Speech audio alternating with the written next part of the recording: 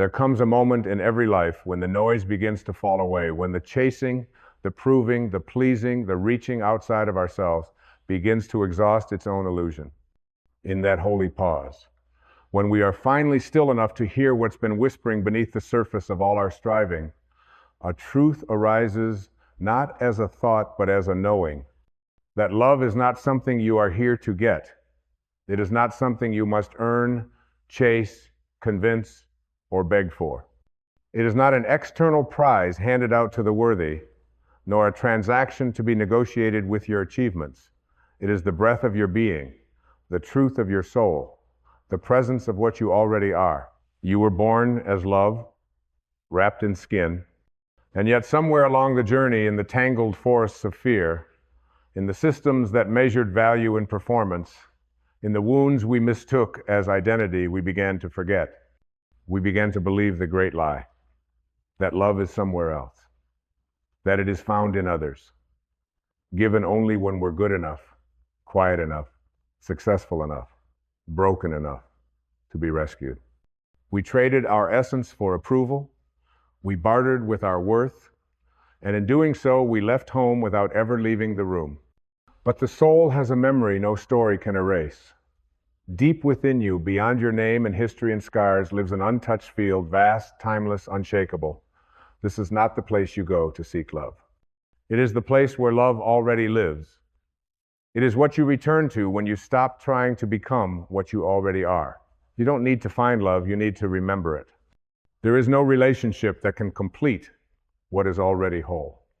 There is no amount of affection or validation that can replace the sacred task of reclaiming your true self. When you think love is something outside of you, you will forever be a seeker. But when you awaken to the truth that you are the source, the wellspring, the very expression of love itself, you become not a seeker but a giver. And in giving, you receive. In being, you remember. All spiritual journeys lead us back to this, not to a new belief, but to an inner recognition, to the holy realization that the divine is not just around you, it is within you, as you, and that divine essence is love. Not sentiment, not attachment, not romance dressed in expectation, but the deep, ever-present, unconditional presence of being itself. Love is what happens when the ego falls silent. The ego says you must earn it. Love says you already are it. The ego says you are unworthy until proven otherwise. Love says you are sacred simply by existing. The ego seeks to possess, to control, to prove. Love seeks nothing, it simply radiates. And like the sun, it doesn't withhold its light depending on who steps into its warmth. You were never born to be a collector of love, you were born to be a generator of it. Not because the world told you to, but because it is your nature.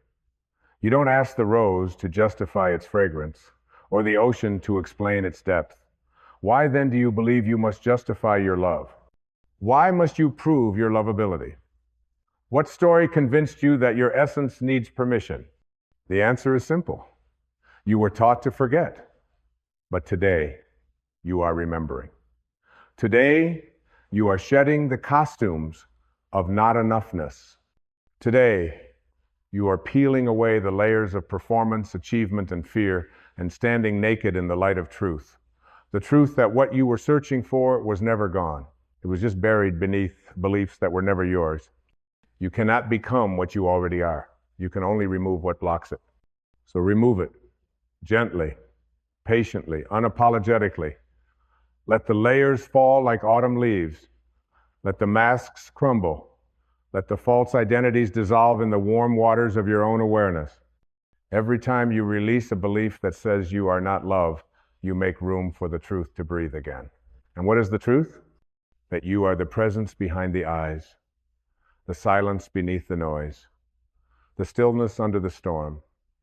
You are not the wounds you carry, you are the awareness that sees them with compassion. You are not the body, you are the light animating it. You are not the thoughts, you are the space in which they come and go. And that space, that presence, that essence is love. Real love has no opposite. It is not dependent on reciprocation. It does not rise or fall with circumstance. It is the fabric of the now. It is not something you fall into. It is what rises within you when you fall out of illusion. The ancient mystics knew this. Rumi called it a flame that burns inside you. Jesus spoke of it as the kingdom within. Buddha pointed to the end of suffering through awareness and compassion. They all said the same thing in different words. The treasure is within. And so the question is not, where do I find love? The real question is, what within me is resisting what I already am? The resistance is subtle, but it is there in every moment you diminish your worth, in every thought that tells you love must be earned, in every habit of seeking approval from those who cannot even approve of themselves. It is in the way you speak to yourself when you are alone. It is in the way you compare, compete, and strive to belong to what is not even real. But love does not ask you to fix yourself. It does not demand that you become perfect before it arrives. It only asks that you remove what is not true, that you stop confusing protection with presence, that you stop confusing performance with connection, that you stop confusing fear with love. You are not here to chase love. You are here to return to it. It was never about becoming worthy. It was about remembering that you always were. What if today you stopped trying to be lovable and simply allowed yourself to be love? Not love as sentiment, but love as stillness, love as presence, love as deep breath, open hand, and unshakable compassion. Love is the space that lets others be exactly who they are without needing to change them to feel safe. Love is the courage to be vulnerable when your instinct is to protect. Love is the forgiveness that sets you free, not because they deserve it, but because you do. Because when you forgive, you reclaim your peace. When you let go of resentment, you take back your power. When you choose love in the face of fear, you choose alignment with your true self. And your true self is not weak. It is not small. It is not needy. It is the mountain beneath the weather, the sky behind the clouds, the river that flows no matter who tries to dam it. Love is the essence of your being, and nothing can subtract from it, only your belief can veil it. And this is the great spiritual paradox. The moment you stop needing love from the world, you begin radiating it into the world. And in that radiance, the world responds not because you are finally good enough, but because you have become a mirror of what is real. There is no force more magnetic than authenticity. No presence more healing than someone who has remembered who they truly are. To love yourself is not vanity, it is sanity. It is not arrogance, it is alignment. It is not superiority, it is sovereignty. It is to stand in the mirror and say, not I am better, but I am whole. It is to walk into a room not asking, will they love me, but radiating the knowing that I bring love with me. You cannot pour from a cup that is forever empty. So stop handing your cup to others, begging them to fill what only your own soul can offer. The world cannot give you what you refuse to see within. No amount of applause, attention, or affection will substitute for the sacred task of falling in love with your own soul. Not the ego, not the personality, but the soul. The soul that has watched you grow, fail, rise, and fall, and loved you through it all. The soul that whispered in the darkness, keep going. The soul that never asked you to be anything but exactly who you are. You are not here to be lovable, you are here to be loved. And that love is not passive, it is not timid, it is not weak, it is fierce, it is forgiving, it is liberating. It is the kind of love that doesn't need a reason to exist, because its existence is reason enough. When you begin to live from that place, everything changes. Not because life becomes easier, but because you become freer. The opinions of others begin to lose their grip. The past loses its chains. The future loses its pressure. And the present becomes enough. Because love doesn't need a different moment to shine. It only needs your permission to show up now. In this breath, in this moment, in this choice. And this is the greatest power you will ever know. The power to love without condition, without exception, and without delay. Not because the world made it easy, but because your soul made it necessary. The most courageous act is not to change the world, it is to refuse to let the world change the truth of who you are. And who you are is love. You are the temple and the light within it. You are the seeker and the sought. You are the question and the answer. And when you finally stop looking for love, you begin seeing it everywhere, in the eyes of a stranger, in the warmth of the sun, in the silence of your own breath. You begin to realize that you were never missing anything, only misplacing your attention. You were never incomplete, only convinced you were. You were never separate, only asleep to your unity. And now you are waking up, not becoming something new, but unbecoming everything false. You are not a person looking for love. You are the love that life has taken the shape of. And this love, your love, is not a currency to be traded. It is not a trophy to be won. It is not a role to be played. It is your birthright. Your name may change. Your roles may shift. Your body may age. But this truth will never change. Love is what you are. And when the mind quiets and the ego softens and the heart opens, you will know you never had to earn it. You only had to allow it. And when you allow it, truly allow it, you become something the world cannot define. You become presence without pretense, power without force, joy without condition. You become untouchable by the lesser illusions of fear, not because you escape the human experience, but because you remember the divine truth within it. You no longer need to be right, to win, to impress, to fix, to chase, because love has no agenda. Love just is. It is not concerned with being recognized, validated, or rewarded. It is content in its own existence, like a flame that doesn't need applause to burn. And when you live from that space, you carry a light that cannot be extinguished by rejection, betrayal, or silence. Because the light does not depend on the world's switch, it shines from within you. And this, dear soul, is where your freedom begins. In choosing to be love, even when no one else remembers what that means. In choosing to respond with grace, even when others forget their own. In choosing to stand as peace, even when the world trembles in fear. You are not here to get love from people, you are here to bring love to people. You are not here to find the perfect partner, you are here to become the one who loves without needing to possess. You are not here to fix the broken, you are here to see the wholeness beneath the wounds. You are not here to gather approval, you are here to approve of yourself so fully that others begin to remember how to do the same. When you love from the soul, there is no lack. There is no fear of not having enough to give, because the soul doesn't give love like a commodity. It radiates it like a sun, unconcerned with how many bask in its light, unattached to whether others understand. It simply shines. And you were born to shine, not for praise, not for recognition, not even for purpose, but because it is your nature. And anything that denies that radiance, be it a thought, a story, a belief, is not your truth.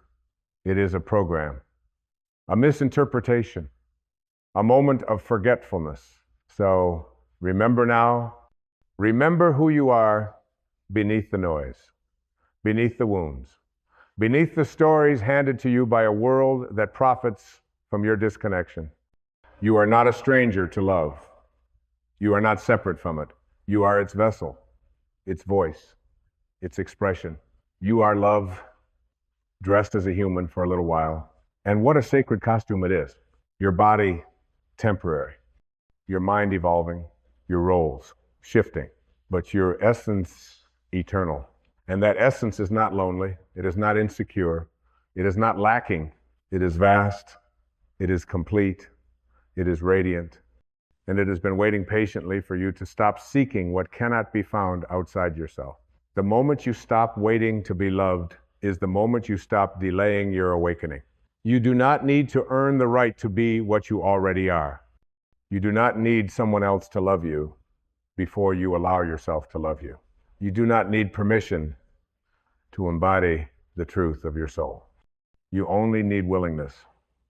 the willingness to look inward, to feel fully, to trust the quiet wisdom that whispers, you are already home. And when you begin to trust that voice, when you allow it to guide your choices, your presence, your words, you become a sanctuary, a walking temple, a place where others can rest without judgment, where pain can dissolve in presence, where fear can melt in the warmth of unconditionality. You become an invitation not for people to love you, but to remember that they are loved too. Because the world does not need more people seeking love. It needs more people being it, being the hand that reaches out without agenda, being the smile that sees beyond the mask, being the stillness that doesn't rush to fix, but knows how to hold. This is the path of true power, not domination, not control, not status, but presence. A love so rooted in the divine that it does not waver with circumstance. A love that flows through you, not because you try to create it, but because you finally stop blocking it. Let the blocks dissolve. Let the fear be felt and released. Let the old stories fall away like clothes that no longer fit the being you have become. You are not broken, you are buried beneath years of pretending, performing, pleasing, beneath guilt and shame and not enoughness. But the soul is untouched. The soul cannot be broken. It can only be forgotten. And in this moment, you are remembering the sacred truth that has always lived in the quiet center of your being, the truth that nothing needs to be added to you, only revealed. That what you are is not a construction, but a discovery. And what you are, in your most unguarded, unconditioned form, is love. You are not the love you were taught. You are not the love you were withheld. You are not the love you were told must be earned through silence, sacrifice, or suffering. You are the love that existed before those conditions were introduced. The love that was present before anyone ever told you what you had to become. Breathe into that, not as a concept, but as a returning. Close your eyes, if only inwardly, and feel it.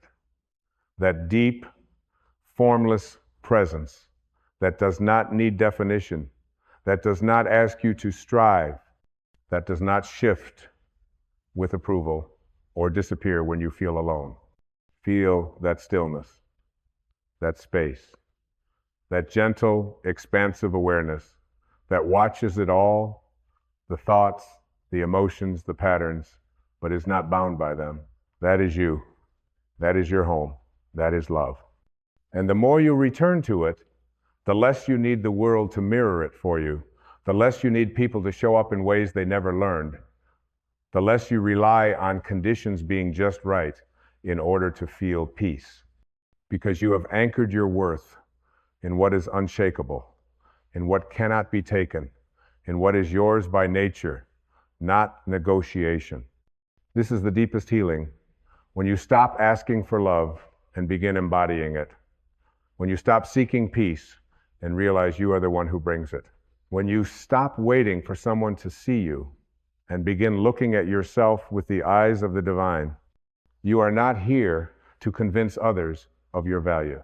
You are here to remember that your value is intrinsic and to live accordingly. You are here to release the identity built on what others failed to give you. You are here to shed the weight of proving, of pleasing, of pretending. You are here to walk as a soul, not as a mask. You are here to be what you came from, not the fear of it, but the fullness of it. The great spiritual teachers all pointed to this. They didn't ask us to become something different. They asked us to remember what was already true. When Jesus said, "You are the light of the world," he wasn't asking you to earn your light, he was reminding you of it. When Rumi wrote, "You were born with wings, why prefer to crawl through life?"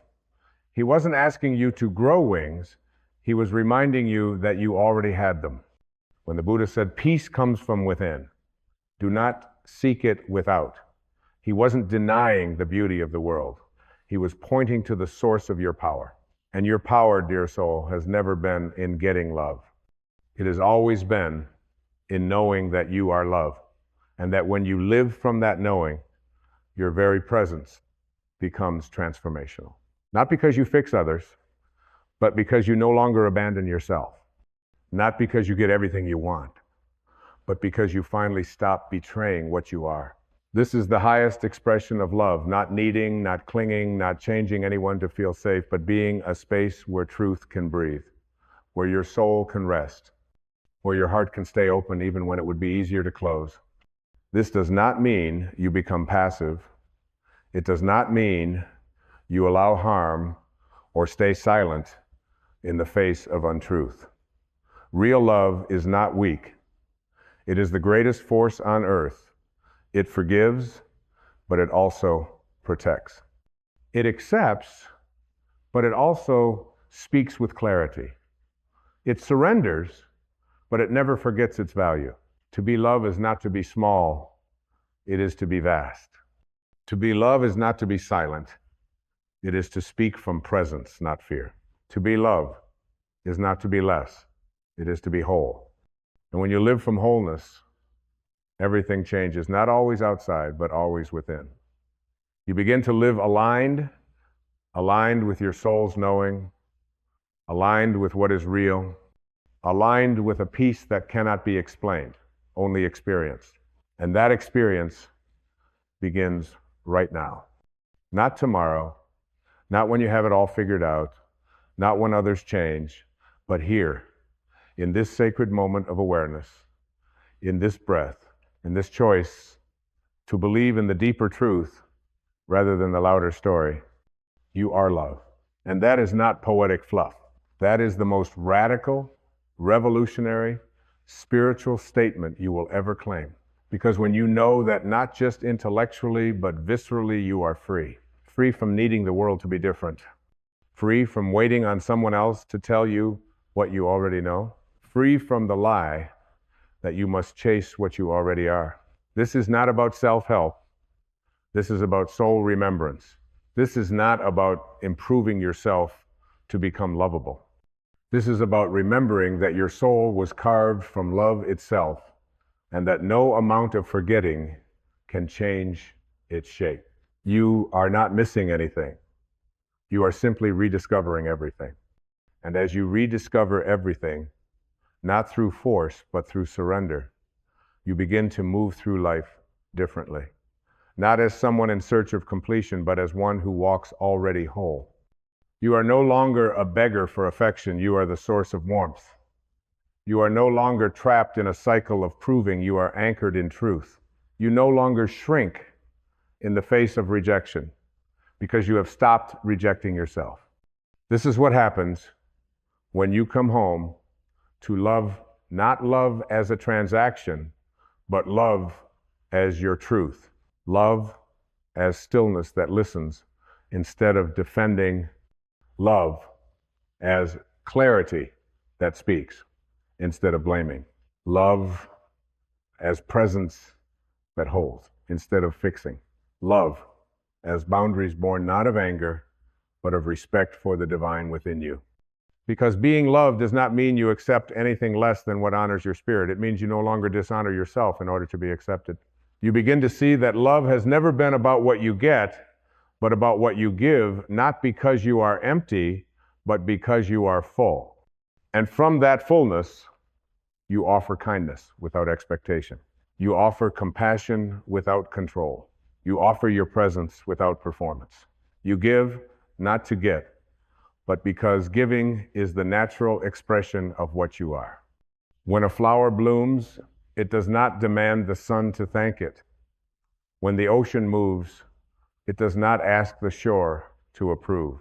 And when you love, truly love, you do not need others to reflect it back in order for it to be real.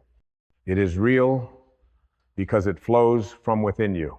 And what flows from within cannot be taken from without. Let that truth sink in. Let it melt the parts of you that still believe you are waiting for someone or something to finally prove you are enough. You are not waiting for love, you are waking up to it. It's been here all along. It was there in the tears that softened your heart. It was there in the silence that followed heartbreak. It was there in the emptiness that made room for truth. And it is here now in this very breath inviting you to stop resisting your own radiance. You are love, not in metaphor, but in essence. And that love is not a decoration, it is your foundation. It is not an emotion that comes and goes, it is the unchanging backdrop upon which all experience unfolds. Emotions are clouds, stories are weather, but love is the sky.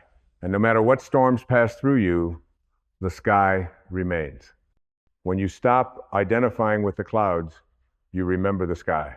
And when you live as the sky, vast, open, unbothered, you begin to allow others the freedom to be what they are too. This is love in its purest form, the space that does not cling, the gaze that does not judge, the heart that holds without gripping. And when you offer that kind of space to the world, to yourself, you become a vessel for something far greater than personal gain. You become a lighthouse, a quiet radiance that doesn't chase ships, but simply stands, shining so others may remember their way home. Not by demanding they follow your path, but by living your truth so deeply that it awakens the truth in them. This is your sacred task, not to convince, not to convert, but to embody, to become the living proof that love is not something to be earned, it is what you are. That peace is not something you find, it's what you uncover when you stop hiding behind fear. That wholeness is not built, it is revealed. And all of it begins the moment you stop pretending to be someone you're not. The masks served their purpose. The roles helped you survive. The performance may have protected you once, but they are no longer needed. Now is the time for truth. Now is the time for shedding. Now is the time for returning. Not to something new, but to something ancient, to the you that existed before you were told you had to be someone else. To the you who knew how to love without fear, to the you who knew that being seen was not dangerous, but divine. And as you return, the world around you begins to shift, not always in dramatic fashion, but subtly, gently, powerfully, because the energy you carry transforms the space you inhabit. And when that energy is rooted in love, real love, unconditional love, soul love, you don't just change your life. You become a permission slip for others to change theirs. Not by force, but by frequency. Not by pressure, but by presence. And it all begins by remembering that love is not something you get. It is what you are. And as you continue to awaken to this truth, not in flashes of insight, but in the quiet constancy of presence, you begin to shed the final remnants of the illusion that love is earned, the illusion that you are incomplete, the illusion that something or someone outside of you holds the key to your peace. You see it now, the chase was never necessary. The reaching was only ever a reflection of forgetting. There is nothing to add to yourself, because love is not a possession. It is not an achievement. It is not a badge you earn from enduring enough pain. It is your origin, your structure, your soundless center. You are love in human form, not trying to become anything, just trying to remember. And now you do remember. You remember not with the mind, but with the soul. Not with words, but with silence. Not with effort, but with surrender. You remember that you were born as a whole note in the divine symphony. That before the world taught you how to perform, how to protect, how to pretend, you were already radiating with the frequency of God, effortless, sacred light. You do not have to go looking anymore. Not for love, not for permission, not for yourself. The search ends here, not because you have found something, but because you have ceased to deny what was never missing. And in that stillness, you rise. You rise not through striving, but through shedding. You rise not by reaching higher, but by sinking deeper into presence, into truth, into the unmoving ground of what you are. And from this grounded place, love no longer feels like something you give. It feels like something you are. Something that walks with you. Not because you try, but because you allow it to walk unhidden. There is no more need to grasp or prove or explain. There is only the quiet revolution of being. Being who you were before you learned fear. Being what you are beneath every scar. being the breath of the divine in motion, in form, in time. And in that being, in that sacred, unshakable knowing, you become the miracle. You become the one who forgives without forgetting your worth, the one who lets go without closing your heart, the one who can stand alone without feeling abandoned, the one who sees the pain in others without losing your light. You do not retreat, you radiate. You do not chase, you carry. You do not demand, you embody. You are no longer the seeker. You are the presence that was being sought. The temple is no longer hidden, the altar no longer buried. It has always been within you, and now you live there. And you will return there again and again. For the world may forget you, but you will not forget yourself. You will live not from memory, but from awareness. Not from survival, but from alignment. Not from fear, but from the frequency of love that needs no justification to exist. It simply is. And so are you. There is nothing to force, nothing to fix, nothing to prove. You are the sun that shines without permission, the flame that does not wait for wind, the river that flows even when no one sees. You are not here to be understood by everyone.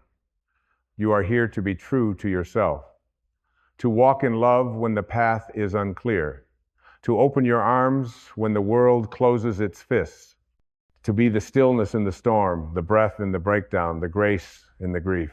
You are not here to save the world. You are here to stop abandoning your own soul. And in that devotion, in that unwavering return to presence, you become the greatest healing this world can know. You become a mirror of what we all are underneath the noise, vessels of the same light, made of the same silence, shaped in different forms, but carved from the same sacred source. And when your heart beats from that place, from the knowing that you are not separate from love, but the embodiment of it, there is no longer anything to do, just to be, just to live from the deep river within, just to walk slowly, fully, generously, letting each step be a blessing, each breath a benediction, each word a vibration of something truer than thought. Let the world do what it does.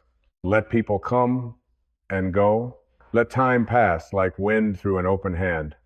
But you remain rooted in the one thing that never leaves, the one thing that cannot be destroyed, the one thing that was true before your first breath and will be true beyond your last. You are not waiting for love. You are not earning love. You are not lacking love.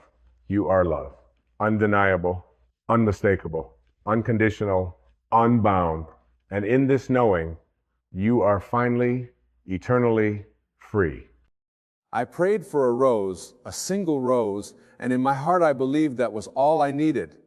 The longing for this rose filled my thoughts, and I envisioned it in my mind, in every detail. I imagined its beauty, its fragrance, the softness of its petals, and how it would fill my soul with peace and joy. It was my desire, my wish, and I prayed for it with all the intensity of my being. But as I walked the path of faith, something remarkable happened. Something greater than I had asked for began to unfold. What I received was not just a rose, but a whole garden. In the quiet moments of my prayers, I had focused on a single flower, thinking that was the extent of my desires, my needs. Yet God in His infinite wisdom knew that my heart was capable of much more than I could have imagined. He saw the desires that lay deep within me, the ones I had not yet spoken, the ones I had yet to realize. What I had thought was a small, humble prayer was in truth a prayer for much more. I had asked for a rose, but in God's perfect understanding of me, He knew I needed a garden that would not only fulfill my request, but transform me. You see, when we pray, we are not just speaking to God. We are declaring the state of our consciousness.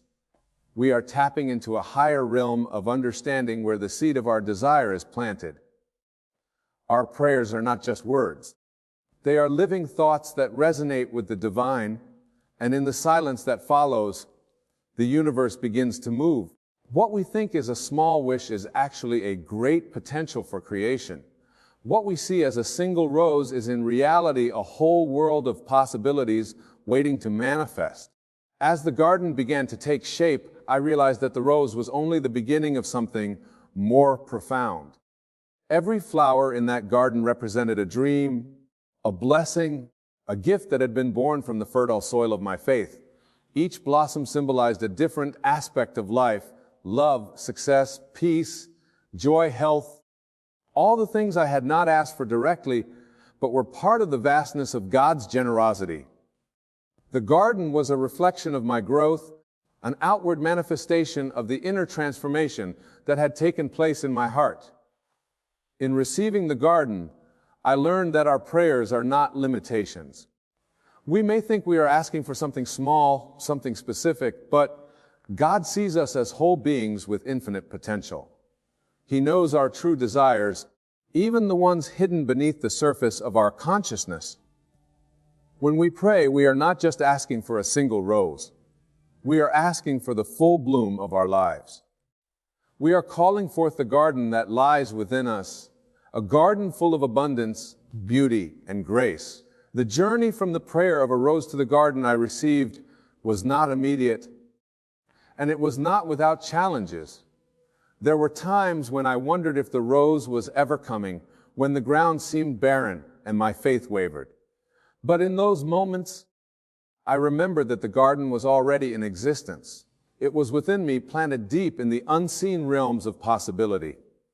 Every doubt, every setback was simply a moment for me to realign with the truth that the garden was already mine to claim. This is the power of faith and trust. When you align yourself with the divine plan, you are no longer bound by the limits of your current understanding. You are connected to the eternal flow of abundance that transcends time and space. God does not give you what you think you need. He gives you what is aligned with your highest good. And in doing so, He opens doors you didn't even know existed. When you pray, do not limit yourself to a single rose. Do not limit yourself to one dream, one vision, one possibility. Open your heart to the vastness of the universe and trust that what you receive will be far greater than you can imagine. You may ask for a rose, but in God's hands, that prayer transforms into a garden that nourishes every part of your life, bringing you more than you could ever ask for. Remember, the garden is not just something you receive, it is something you become. It is a reflection of your faith, your inner transformation, and your willingness to trust in the divine. The rose you asked for was only the beginning. What God has for you is beyond your current vision. Keep your heart open and let your prayers be seeds that grow into something more magnificent than you could ever imagine. I prayed for a rose, a single rose, and in the deepest corners of my heart I held that simple wish close. My soul yearned for the beauty, the fragrance, the touch of this one flower. I imagined it vividly, a rose in full bloom, its petals soft and inviting, a symbol of everything I desire. And as I prayed, I believed with all my heart that this was enough. This one rose would be my sign, my fulfillment, and my peace. But as I continued to walk in faith, I came to understand that what I had asked for was only a small piece of the abundant life that God had planned for me. Instead of the single rose, He had given me a garden, a vast, thriving garden that would bloom in ways I could never have imagined. In the beginning, my prayers were filled with longing for that rose, thinking it was the only thing I needed. I focused on the single flower as if it were the epitome of my desire, the answer to my prayers. But as the days went by, as I continued to trust and surrender, I began to notice something incredible happening. The garden was not something I could see with my physical eyes, not at first, but within, I could feel it, I could sense it. And as the seasons changed, as the days passed, that garden started to reveal itself in every corner of my life. What I did not understand when I first prayed for the rose was that God was not just responding to my request. He was answering it with perfect love and wisdom, giving me far more than I had ever thought to ask for. He saw the fullness of my soul, the potential within me, and He knew that I was capable of so much more. I had been asking for a single rose, but He was giving me a garden of endless possibilities, a garden that would bring me joy, peace, and fulfillment in ways I could not have foreseen. It's easy to get caught in the trap of believing that our desires are small, that we are asking for something too simple or too specific. We may think we are limited to what we can see, feel, or understand, but God's view of us is different. He sees the depths of our hearts, the layers of our being, and the infinite potential within us. Our prayers are not merely requests. They are invitations to the divine to show us what is possible, even beyond our limited understanding. We may ask for a rose, but in truth, we are asking for the fullness of life itself. We are asking to be connected to the very source of all creation, and that source knows what we need far better than we do. I had prayed for that rose, and in doing so, I was unknowingly opening myself to receive so much more. The garden I received was not just about material things or external circumstances. It was a reflection of the internal transformation that was happening within me. As the garden began to bloom, I began to see things differently. My heart opened wider, my mind expanded, and I began to understand the vastness of the universe and my place within it. What I had once thought was a simple prayer for a single flower had turned into a journey of self-discovery, growth, and awakening. The garden, I realized, was not just about external manifestations. It was about becoming. It was about stepping into the truth of who I am and embracing the abundance that already exists within me. The rose was merely the seed from which the garden grew. It was the initial spark that ignited a chain of events that would forever change my life. In receiving the garden, I realized that I had been praying for more than I could ever articulate with words. The rose was just the beginning, the first step in a much grander journey that was unfolding before me. As I looked at the garden, I saw not just flowers, but opportunities. I saw not just beauty, but lessons. Each flower in the garden represented a different aspect of life: love, success, health, peace, creativity, and more. The garden was a living, breathing manifestation of everything that was available to me, waiting for me to embrace it fully. The rose was just a small part of a much greater whole, and I realized that the more I allowed myself to expand, the more I could see and appreciate the vastness of what was being offered.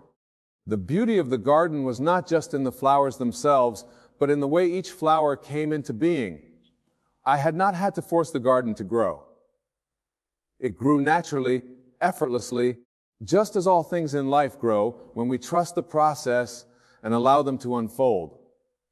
The rose I had prayed for was a symbol of my desire, but the garden was a symbol of God's abundance, grace, and perfect timing. What I had once thought I needed had been expanded into something far greater than I could have ever imagined. As I walked through the garden, I was reminded that everything in life operates in perfect harmony. The roses, the lilies, the daisies, all were planted in their own time, in their own way. Each flower had its own unique beauty, its own purpose, and each was necessary for the garden to thrive. Just as each flower plays its part, so too do we each have our own role to play in the grand design of life. No flower is more important than another.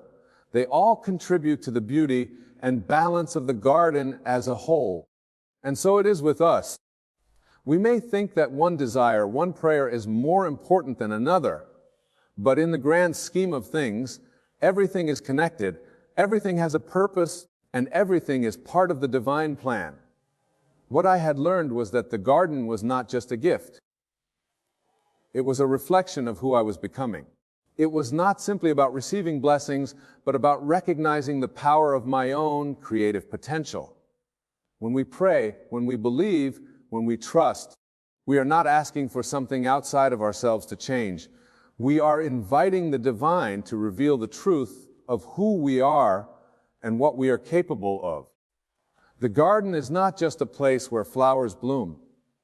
It is a place where we bloom, where we grow into the fullness of our being, where we realize that we are part of the infinite, unchanging flow of life. In the garden, I learned to be patient. I learned that growth takes time and that sometimes the most beautiful things take the longest to unfold.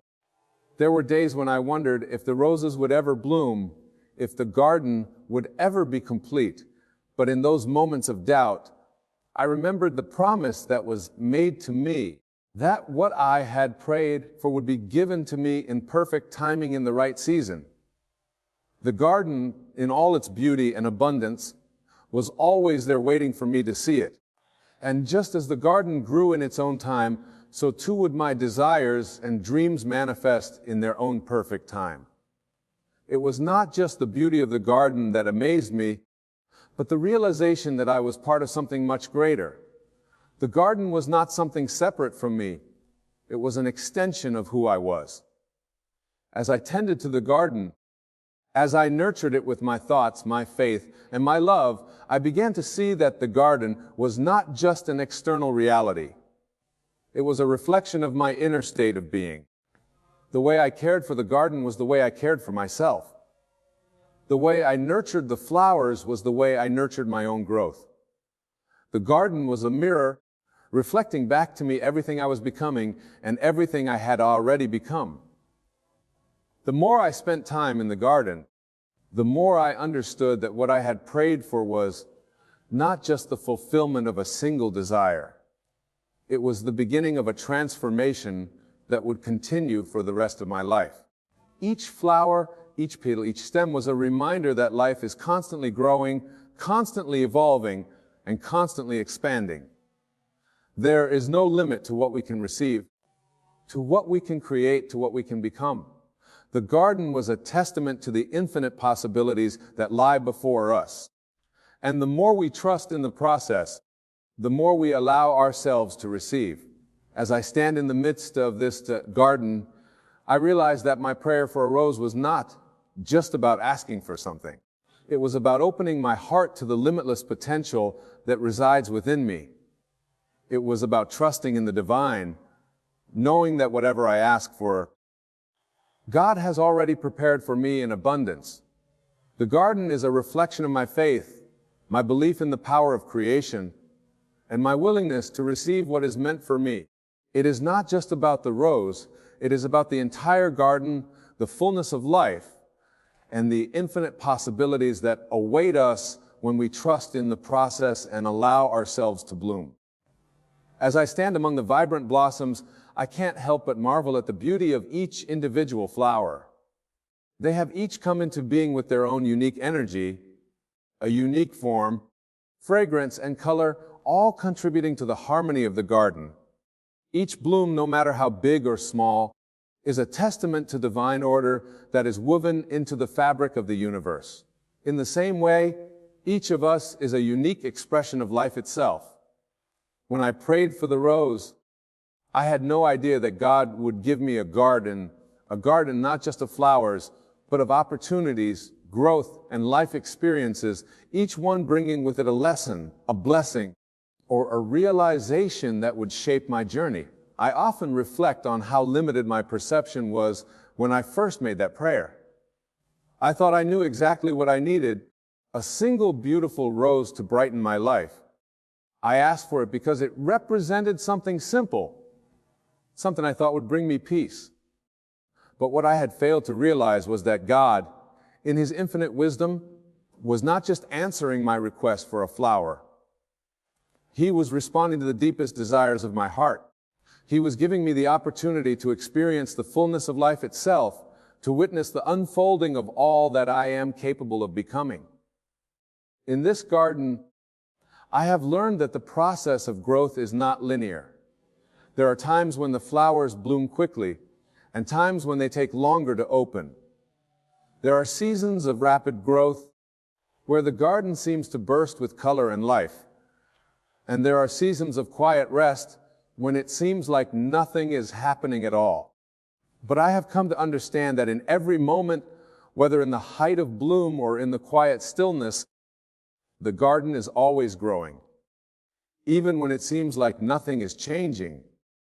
Beneath the surface, the roots are deepening, the soil is nourishing, and the potential for future growth is becoming stronger. Just as in life, There are moments when things may appear stagnant, but this does not mean that growth is not occurring. In fact, it is often during these times that the most profound transformations are taking place, unseen and unheard, until the time is right for them to emerge. The beauty of the garden is not just in the flowers that bloom, but also in the wisdom that is gained through patience and trust. Each flower represents a different aspect of life, a different lesson, and each one requires a unique form of care. Some flowers thrive in the sunlight, while others prefer the shade. Some need constant attention, while others grow best when left undisturbed. Just as we are all unique, each one of us has different needs, different desires, and different ways of blooming. The key is to honor and respect these differences, to give ourselves the space to grow in our own time and in our own way. The garden teaches me that there is no right or wrong way to grow. There is only the path that is unique to each of us. The act of tending to the garden is a sacred practice. It is a daily act of love, a demonstration of care, and a reminder that growth requires attention and intention. In the same way, our desires and dreams require our care and attention. The prayer I once offered for a single rose was just the beginning of a journey of learning to tend to the inner garden of my soul. Just as the physical garden requires water, sunlight, and nourishment to thrive, so too do our inner gardens require love, faith, and gratitude. By focusing on what we want to grow, whether it be our dreams, our relationships, or our health, we can cultivate a life of abundance. The more we nurture these desires, the more they begin to take root and grow. The garden is also a place of release. As I work among the flowers, I am reminded that in order for new growth to occur, old growth must sometimes be pruned away. This is a part of life, a necessary step in the process of evolution. Just as the dead leaves and faded flowers are pruned to make way for new growth in the garden, so too must we let go of old beliefs, fears, and attachments that no longer serve us. In the quiet moments of stillness, as I remove the old and make space for the new, I am reminded that growth cannot occur without release. We must let go of the past to make room for the future. We must trust that the pruning is not a loss, but rather a necessary part of the process, a way of clearing the space for something even greater to emerge. As the garden flourishes, I realize that the roses, the lilies, the daisies, they are all part of a grand design. They are not isolated, separate entities. They are interconnected, each one dependent on the others for balance and harmony. The roses need the daisies need the lilies, and all of them together create a symphony of beauty and life. This is a reminder that we too are interconnected. We are not isolated beings, but part of a greater whole. Our lives are intertwined with those around us, and our growth is often influenced by the growth of others. Just as the garden thrives because of its diversity, so too do our lives thrive when we embrace the richness of our relationships and experiences. It is in our interconnectedness that we find the true beauty of life. The garden, like life itself, is not static. It is always evolving, always changing, always expanding. New flowers are always blooming, new opportunities are always presenting themselves, and new lessons are always being learned. Just as the garden has its seasons, so too do our lives. There are seasons of growth, seasons of harvest, and seasons of rest. We cannot force the seasons to change, but we can trust that each one has its purpose. The garden teaches us to embrace each season with grace and patience, knowing that every moment is part of a greater cycle, a cycle that leads to ever-expanding growth and beauty. As I stand in the midst of this abundant garden, I am reminded of the incredible power of faith and trust. When I prayed for that single rose, I could not have known what was truly in store for me. But God in His wisdom knew exactly what I needed. He knew that the rose was not the end of my journey, but the beginning of something far greater. The garden that has bloomed in my life is a reflection of the abundance that is available to each of us when we trust in the process and believe in the power of our own creative potential. God did not give me just a rose.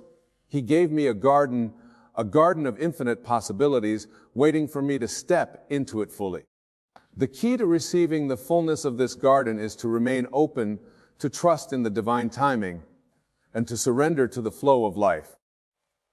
The garden does not bloom overnight, and neither do our desires. But when we remain faithful, when we trust in the unseen forces that are at work, we begin to see the fruits of our labor. Just as the flowers grow in their own time, so too will our dreams and desires manifest in their own perfect time.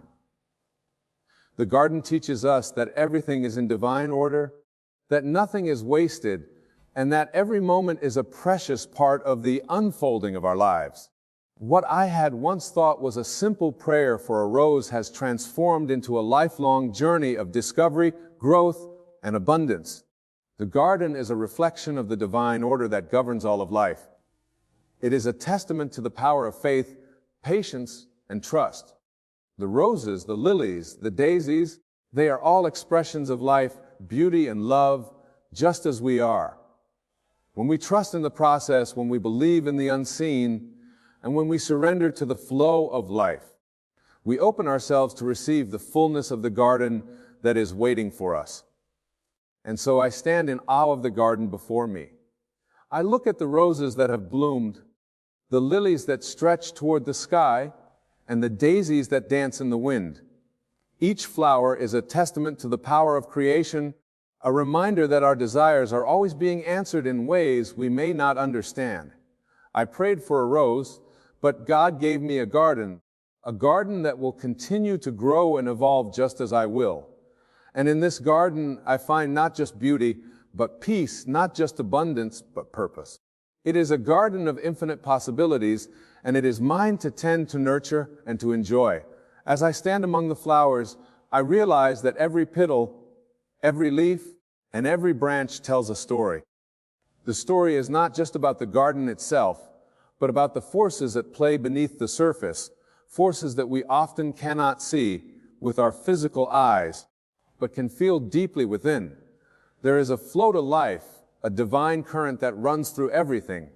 This flow guides the seed into the soil, the bud into bloom, and the flower into full expression.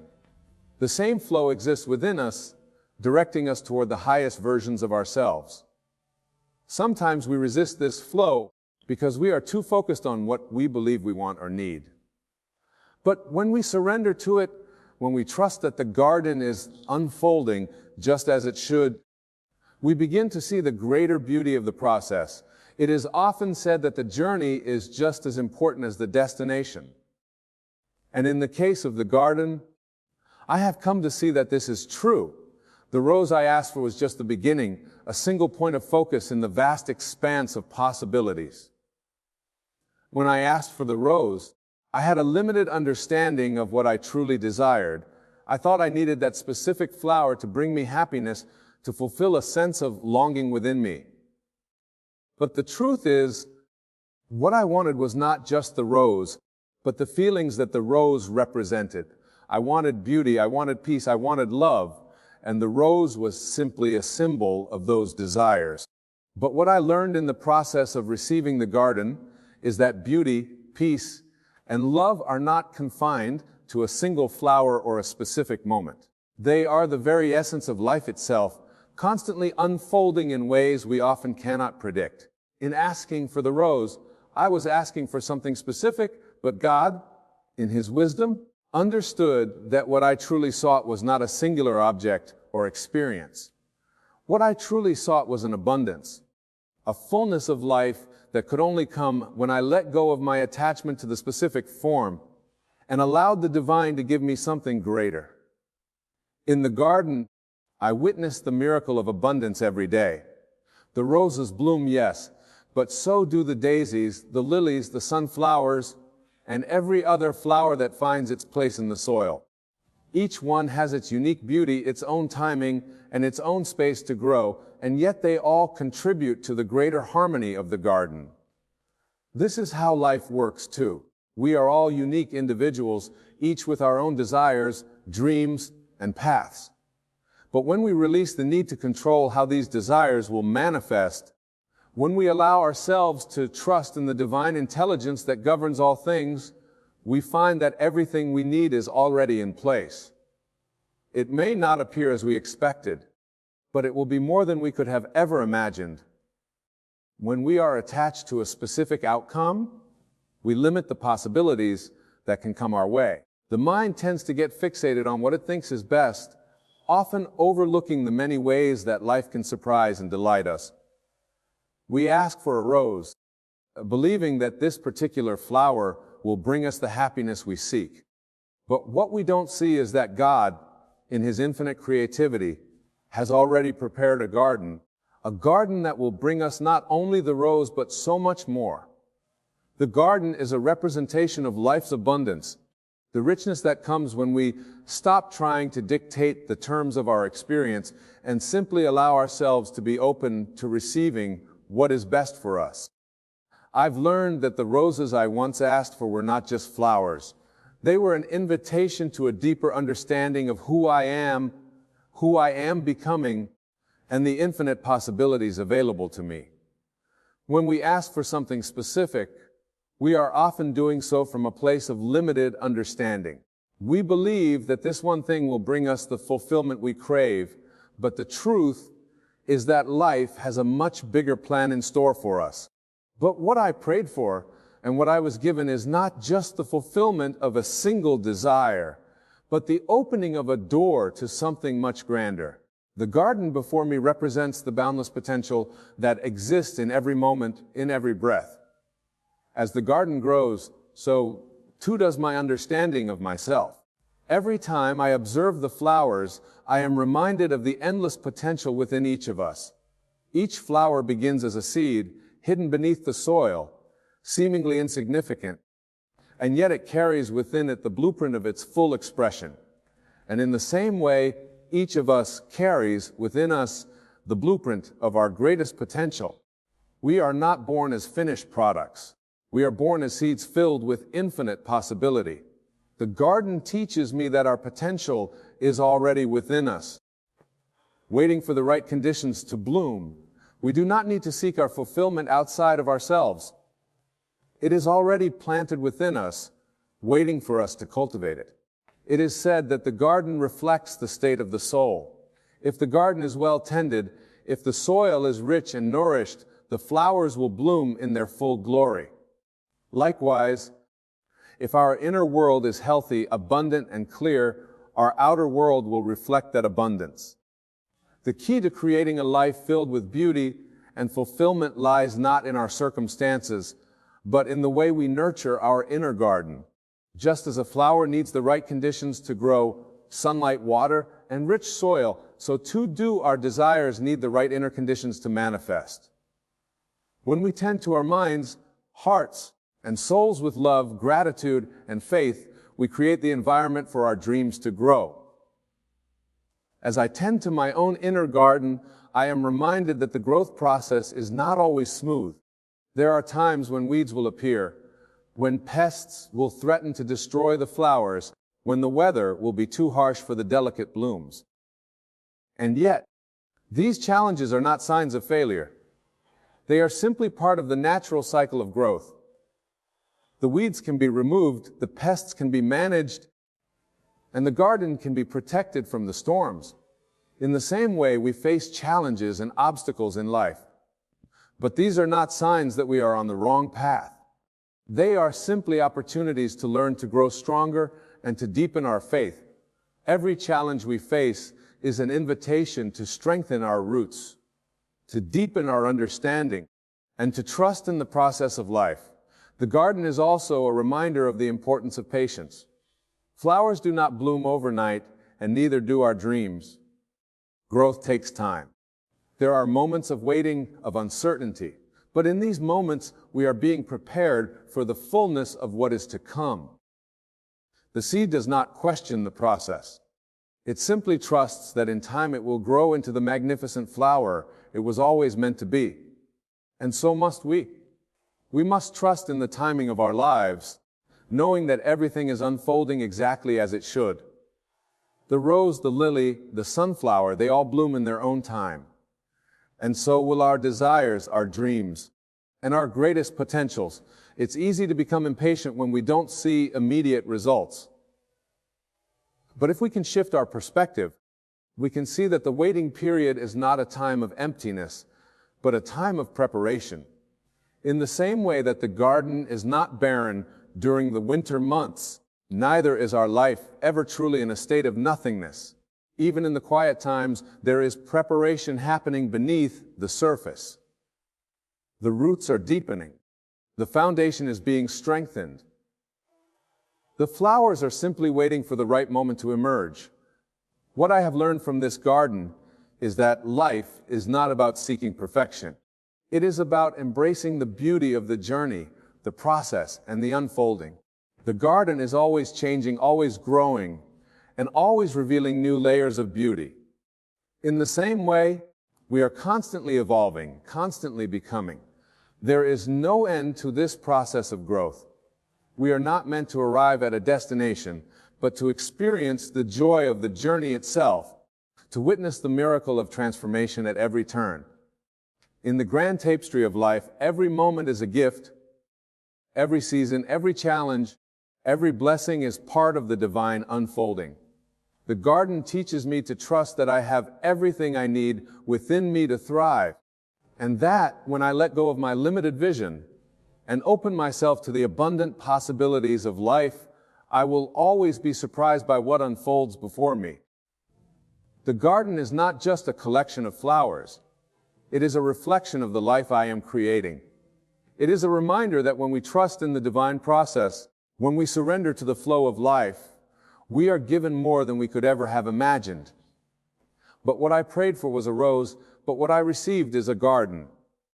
A garden that continues to grow, evolve, and bring me gifts beyond my wildest dreams. As I stand in the midst of this garden, I realize that the true gift is not the flowers themselves, but the realization that everything I need has already been provided for me. The rose I asked for was just a glimpse into the abundant life that awaited me. The garden, in all its diversity and beauty, symbolizes the fullness of life that flows through each of us, waiting to be embraced.